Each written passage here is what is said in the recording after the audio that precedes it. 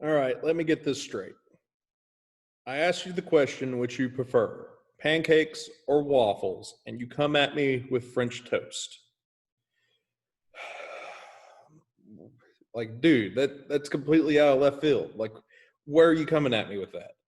Like, yeah, French toast can be really delicious, but I asked you which is better, pancakes and their soggy disgustingness or the nice crispness of a perfect waffle.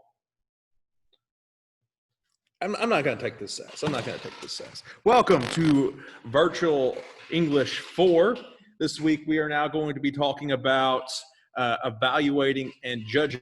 The good news is there's no major writing assignment, like essay 100-point assignment this week. But because of that, I'm not going to be as loosey-goosey with the seeds prompts that you plant that could turn into those. So the assignments that I'm going to assign this week are more of a homework grade. So there is a little bit more emphasis. So they're worth more, and I'm going to be a little bit more critical towards them. So you might want to put forth a little bit more of a good footing towards the assignments this week. But you don't have an assignment today.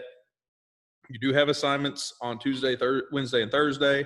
Friday, Miss St. Mary, the new counselor, is supposed to come in and talk to the seniors. We're going to do that with y'all. Don't know. But she's supposed to come in and talk to the seniors, and yeah, we'll figure that out somehow. But today we are going to evaluate and judge, and how I want y'all to do that today is we're going to read 3 texts that are evaluative text. To evaluate and judge, you as the writer need to focus on the worth of a person, object, idea, or other phenomena. This usually specifies you usually specify the criteria of the object being seen as good or bad. So right now, I need you to find a piece of scrap paper or anything, or any type of piece of paper, and I want you to write down the following words. So pause the video, find the paper. Thank you for finding the paper. So, and did you get a pen? Pause the video and go find a pen. All right, you found the pen. Now, with a piece of paper and the pen, don't tell me you lost the paper. Just find the paper, okay? Write it on your hand. So I want you to write down the following words. Worth and specifies the criteria, because that's essentially what you're doing. You're assessing the worth of something, and you're specifying the criteria that you use to determine that worth. All right, so that's what you're going to be doing when you evaluate and judge. In fact, it kind of falls into this Tolman method that I have been studying that talks about argumentation. Where you have a claim, you have data, and you have these things called warrants. Now, a claim is a statement that you believe to be true, the answer you have to a question, an opinion you may hold, like the worth of something. All right, and a claim needs to be debatable and defensible. So how you assess what something is worth, that is the claim that you're doing. So the worth is the claim. The worth that you come to is the claim. Data is evidence. What makes you say so? What do you have to go on? That's the criteria that you used to come up with the claim. That's the criteria that you used to come up with the worth, all right? So data connects to claims. The worth, the data is the criteria. But here's the thing. You need to assume that you're talking to a general audience. A general audience doesn't know what you're talking about. They need to have the gaps filled in for them. You need to connect that data, that criteria, to your claim, and that's where the warrant comes in. It's so what? Why does this data matter? This is where the argument truly lives. This is the assumption behind the point that you're trying to say to the audience. You need to make sure that this is crystal clear. This is often where inexperienced writers fall short. So you need to have data. So that's your criteria for what makes something good or bad, or what makes something valuable or invaluable. And then you need to explain how that data leads to criteria, leads to your claim, which is the worth of the particular thing. All right, so that is kind of how Tolman works. And here's another example. There's other things called like a rebuttal and backing, but right now I don't want y'all to worry about that. I just really need you to get your head. We'll talk about backing, and backing is essentially more data, and rebuttal, we'll talk about that when we talk about take a stand, propose a solution.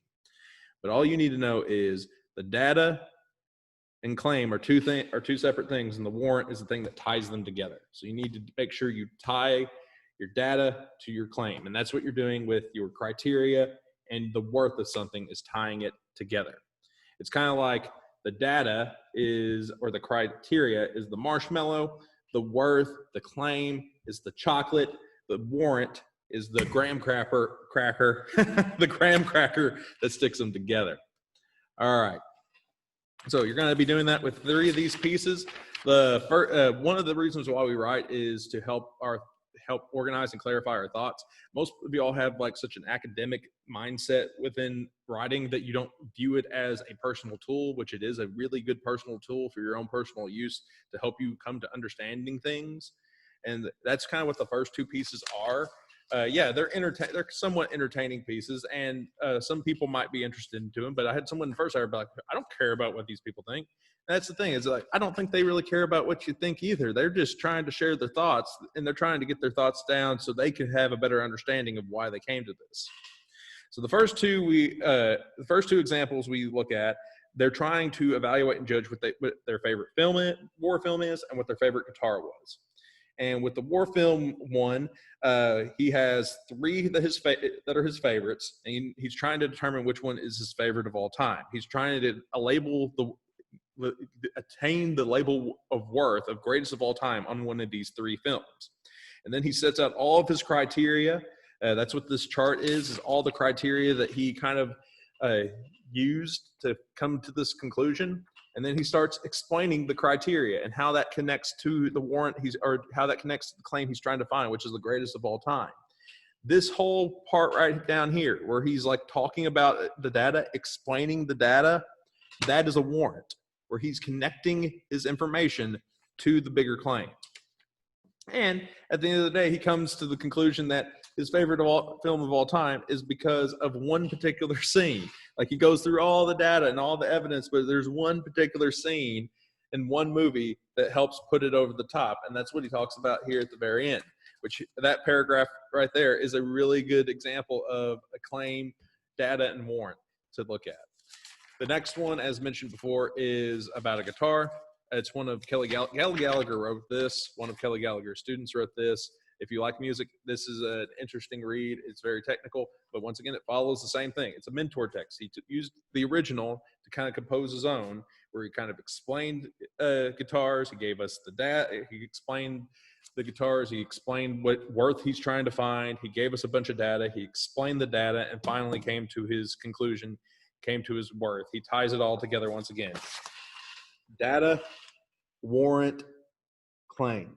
Data, warrant, claim. All right there. The last one that we are going to read are actually Amazon reviews. You'll actually write me reviews on Thursday of this week. And in fact, one of the most prevalent things that you could do as a 21st century writer at this point in time is to write a review. If you, especially for like local restaurants and local businesses and local products, that really does help them out. Google uses the reviews to help determine like how prevalent they'll pop up on a map or show up in search results. So if you really want to help somebody out, writing them a favorable review, writing them a good review, that helps that out a lot. If a company or a business has really treated you poorly, writing a negative review can help remedy that quite a bit. And so that's the 2 powerful sides of writing evaluatively and judgmentally, is having these 2 things, these good reviews, bad reviews, because that's what you're doing. You're making evaluation and passing a judgment based on the worth and specific criteria that you lay out. That's what a review is. And as mentioned before, this is valuable not just for local companies and local businesses, but like for online products and whatnot.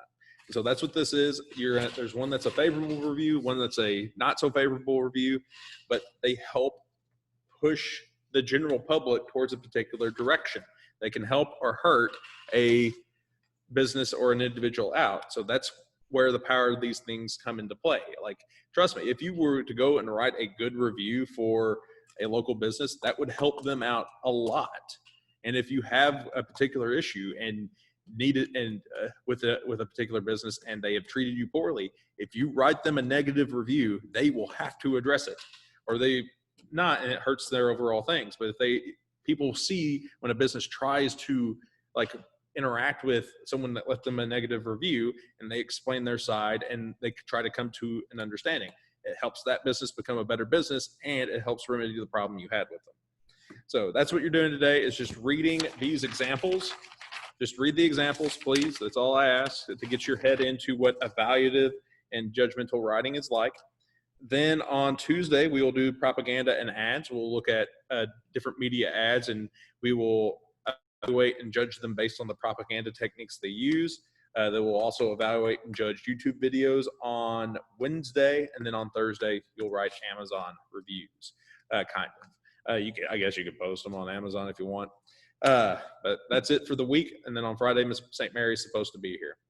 That's the things for the week. No big assignments, but I am going to grade these smaller assignments like a homework grade instead of just a classwork grade. So you do need to put a little bit more oomph behind it. That's all I got for you today. Until tomorrow, peace, deuces.